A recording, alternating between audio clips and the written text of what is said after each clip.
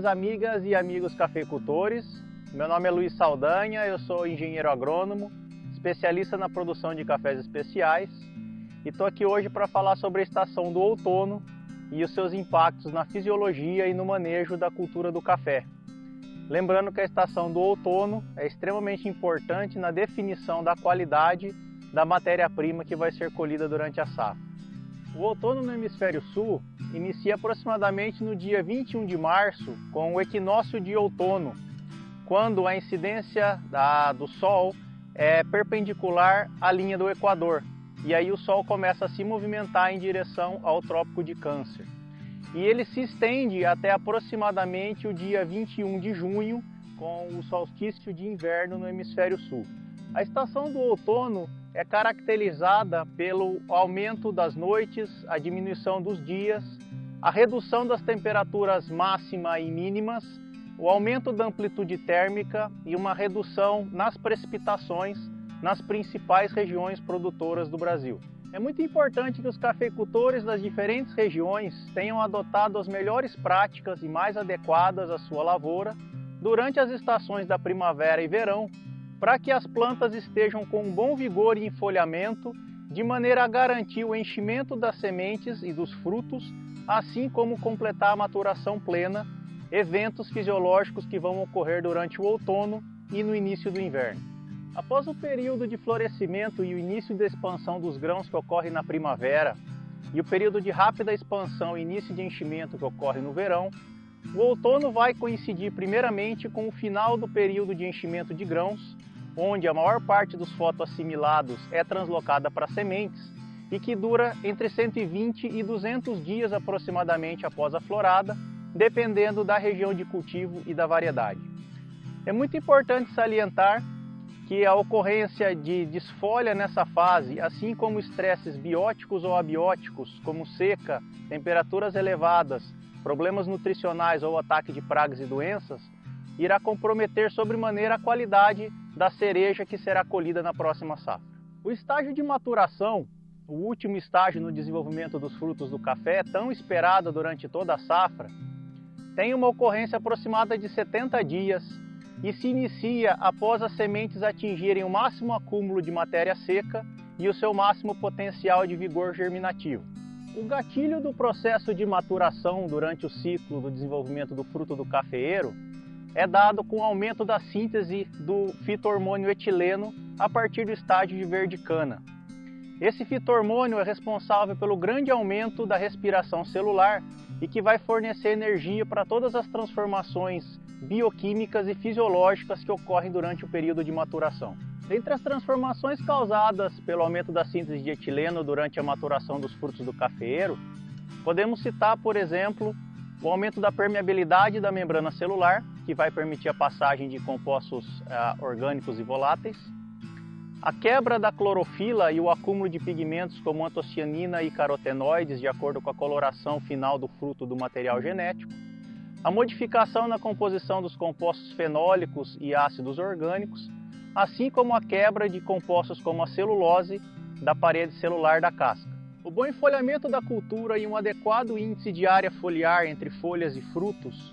é fundamental durante essa fase, assim como a ausência de estresses bióticos e abióticos, para que a planta possa sintetizar nas folhas os compostos orgânicos relacionados com o potencial de qualidade das cerejas e esses possam ser translocados para sementes de maneira adequada. Compostos como a cafeína, trigonelina e ácido clorogênico serão acumulados durante essa fase, assim como haverá uma modificação nos ácidos orgânicos, uma vez que há uma predominância de acúmulo de ácido químico no início dos processos de maturação, ao passo que no final do processo de maturação há uma predominância dos ácidos málico e cítrico. Uma alteração importante também acontece com relação ao acúmulo dos açúcares. Enquanto glucose e frutose são predominantes no início do processo da maturação, o final da maturação tem um grande acúmulo de sucrose, preparando o grão para o final do estágio de maturação e o início da colheita. É muito importante atentarmos para o fato de que após a obtenção da maturação plena, se os frutos de café continuarem ligados à planta, ainda que possamos ter um acúmulo de matéria seca total no fruto, haverá uma perda de massa nas sementes. Primeiro, porque há um desligamento do fruto com a planta, então o fluxo de fotoassimilados vai ser cessado. E segundo, em função do metabolismo da própria semente, algumas das reservas poderão ser consumidas. Então, a determinação do ponto ideal de maturação e a colheita quando esse será atingido é um dos pontos muito importantes que precisamos ter atenção para o planejamento correto da nossa colheita. Precisamos entender que cada material genético e a sua interação com o meio em que ele está inserido vai ter diferentes tipos de necessidades, de requerimentos com relação à quantidade e o tempo do fornecimento dos fatores de produção. Para que possamos alcançar a máxima qualidade potencial na nossa cereja, precisamos levar isso em conta, de maneira que o fornecimento desses fatores de produção seja balanceado e o tempo correto, o timing, para que os compostos orgânicos voláteis e não voláteis possam ser produzidos de acordo com cada material genético no ambiente que está inserido e possa ser acumulado de maneira adequada nas sementes. Do ponto de vista do manejo fitossanitário da cultura, precisamos ter em mente a necessidade de que um programa de manejo integrado de pragas e doenças precisa estar implementado e efetivo. Só vamos conseguir obter cerejas sadias se o manejo de pragas como o bicho mineiro, mosca das frutas, ácaros e broca, assim como doenças como a cercosporiose e a ferrugem, estejam manejadas de maneira adequada para que tenhamos quantidade e qualidade de folhas, assim como quantidade e qualidade de frutos. Um ponto de grande atenção é que se houver a necessidade do uso de defensivos agrícolas nos momentos que antecedem a colheita, precisam tomar muito cuidado com o período de carência dos produtos a serem utilizados e recomendados, assim como uma atenção especial deve ser dada às formulações e o tipo de produto para que seja o mais seletivo possível, com o intuito de preservar os micro-organismos benéficos que estão presentes na lavoura. Quanto à nutrição da cultura, um programa nutricional balanceado e adequado para a região de produção é extremamente importante para garantir quantidade e qualidade de folhas que vão ser responsáveis pelo enchimento dos grãos. Além disso, uma série de nutrientes tem grande correlação com o potencial de qualidade dos frutos. Por exemplo, o nitrogênio, que é utilizado para o potencial de crescimento vegetativo da planta, assim como por uma série de enzimas, se for aplicado em excesso, pode causar o acúmulo de aminoácidos livres, e esses aminoácidos livres vão ser utilizados por micro-organismos que não necessariamente são benéficos para a qualidade ou mesmo para a cultura. Por outro lado, a deficiência do nitrogênio pode acarretar na redução da produção da produtividade e na redução da área foliar. Assim, uma nutrição adequada e balanceada, principalmente vendo a relação entre nitrogênio e cálcio, para que a quantidade de nitrogênio fornecida possa ser metabolizada e o cálcio possa aumentar as estruturas de proteção, assim como a parede celular, é fundamental para que a gente possa ter um balanceamento da nutrição da cultura. O cálcio, além do balanço com o nitrogênio, vai ter um papel fundamental juntamente ao boro na formação das cascas dos frutos do cafeeiro, principalmente em regiões que possuem precipitação durante a época de colheita. A interação cálcio e boro em níveis adequados e satisfatórios faz com que a casca do fruto tenha mais elasticidade, evitando o rompimento em caso de precipitações e, juntamente com um bom enfolhamento que vai proteger esses frutos das gotas de chuva, vai reduzir a queda de frutos do chão e vai reduzir a entrada de micro-organismos indesejáveis que podem prejudicar a qualidade do fruto.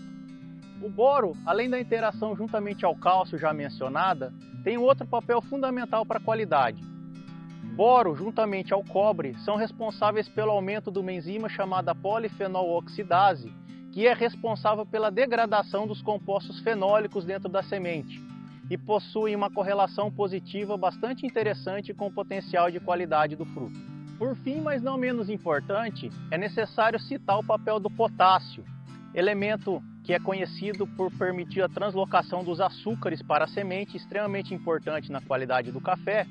e que nós precisamos mencionar a necessidade do balanço para a manutenção da relação entre cálcio, magnésio e potássio. É preciso ter em mente que programas, por exemplo, que utilizam adubações orgânicas, o próprio resíduo da casca do café, que é bastante rico em potássio,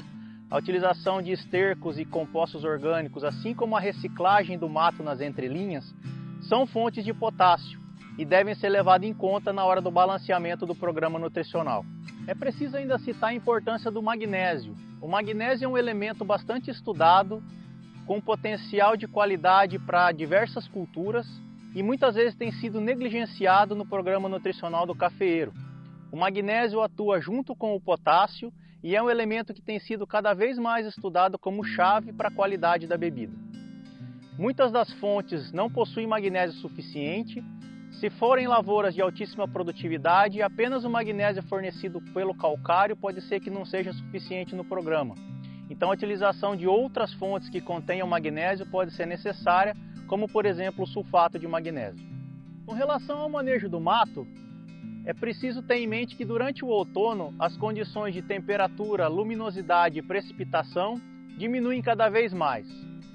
Assim, o manejo antecipado do mato nas entrelinhas é uma ferramenta a ser utilizada de maneira a reduzir a competição por água, luz e nutrientes,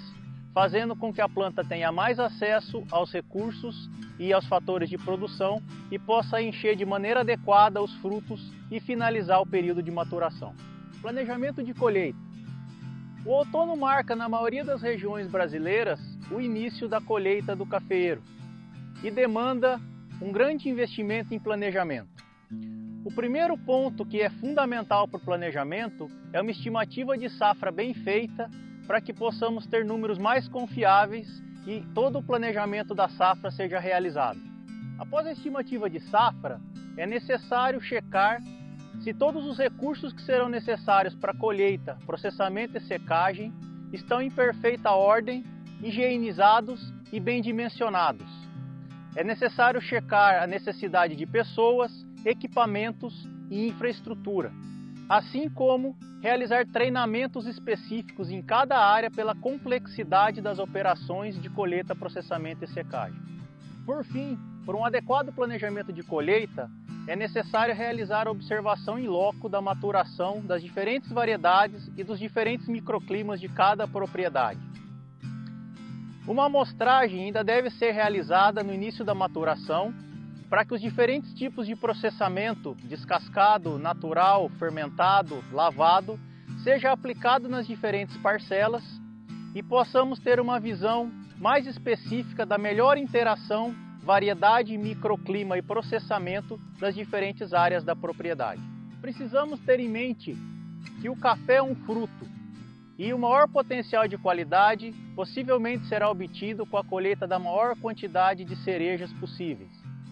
É claro que cada ano agrícola é diferente e isso deve ser levado em conta no planejamento e na adoção de diferentes medidas e ferramentas de manejo para que possamos obter uma maior fração de qualidade e cafés especiais dentro de uma safra.